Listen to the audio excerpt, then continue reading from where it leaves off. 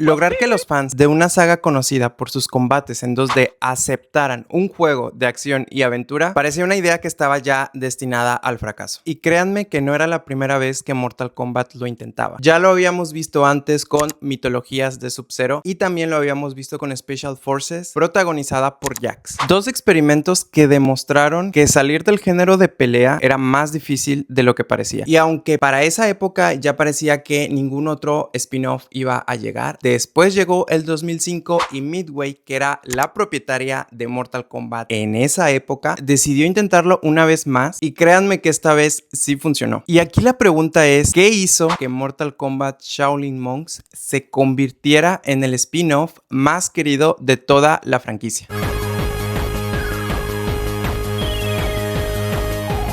Bienvenidos, soy Mr. D Games, por si es la primera vez que me están viendo, y hoy venimos a hablar de uno de los mejores spin-off que existen de Mortal Kombat. Pero antes de hablar del juego, creo que hay que dar un poco de contexto de cómo llegamos a este punto con este videojuego. Porque Shaolin Monks no apareció de la nada, ya había un antecedente de lo bien que funcionaba ya la franquicia con sus videojuegos. Por ejemplo, con Mortal Kombat 4 tuvimos el primer salto al 3D. Con Mortal Kombat Deadly Alliance ya habían refrescado un poco lo que era el sistema de combate, y con Deception se había expandido lo que era el universo, y nos estamos remontando allá por el 2004, porque este videojuego del que les estoy hablando ahorita, Shaolin Monks, fue presentado en el 2005, y para este punto supongo que era algo normal. Digo, tarde o temprano tenían que experimentar con más cosas, no podían estar presentando la misma mecánica de juegos. Ya no era un cambio tan grande entre Deception y Deadly Alliance. Creo que el cambio no era tan notorio. Sinceramente, si yo me pongo a pensar en estos dos videojuegos, no siento que haya mucha diferencia, más que a lo mejor un poco la historia, pero el sistema de combates no cambiaba tanto. Y aquí fue donde Midway tomó una decisión que a mi parecer sí creo que llegó a ser un poco arriesgada, digo, ya teniendo los antecedentes con los otros spin-off, porque en lugar de desarrollar otro juego de peleas, lo que decidieron hacer fue crear un videojuego de aventura y acción basado en la historia de Mortal Kombat 2. Y al menos para mí este videojuego, muchos pudiésemos pensar en aquel entonces que iba a ser algo totalmente diferente a lo que conocíamos, y eso es lo que hace que Mortal Kombat Shaolin Monks se atrape tanto al momento de jugarlo, porque en ningún momento sientes que estás jugando otro videojuego. Se sigue sintiendo como Mortal Kombat, pero visto y jugado de otra manera y en otra perspectiva. Y eso lo vemos en los primeros minutos que empezamos a jugar. Los combos siguen ahí, los fatalities siguen ahí, las patadas voladoras que dábamos estaban presentes, los personajes clásicos mantenían la esencia de todo lo que ya conocíamos de Mortal Kombat. Y es que pienso que para esta entrega, en vez de buscar innovar hacia nuevas historias, lo que hicieron fue mantener la esencia de lo que ya conocíamos, con una historia que ya habíamos visto anteriormente, pero la podíamos disfrutar de otra manera. Y creo que esa fue la primera gran decisión que hizo que este videojuego funcionara tan bien, porque no buscaba reemplazar lo que ya conocíamos de Mortal Kombat, sino hacernos vivir